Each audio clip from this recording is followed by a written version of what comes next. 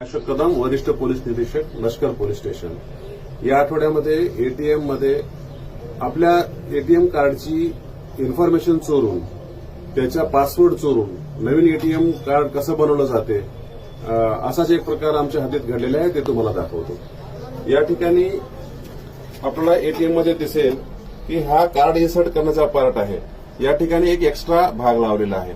तर ज्या ठिकाणी आपण पासवर्ड टाकतो त्या ठिकाणी सुद्धा हा एक एक्स्ट्रा पार्ट लावलेला आहे आणि यामध्ये सुद्धा एक कॅमेरा आहे. यामध्ये जेव्हा तुमच्या कार्ड इन्सर्ट केलं जाईल त्यावेळी त्याच्यामधून तुमची पूर्ण डिजिटल माहिती घेतली जाईल. तर यामध्ये या कॅमेऱ्याच्या मार्फत तुमचा पासवर्ड चोरला जाईल.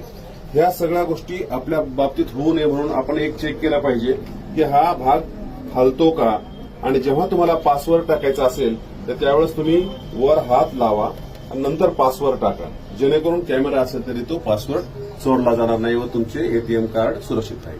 धन्यवाद.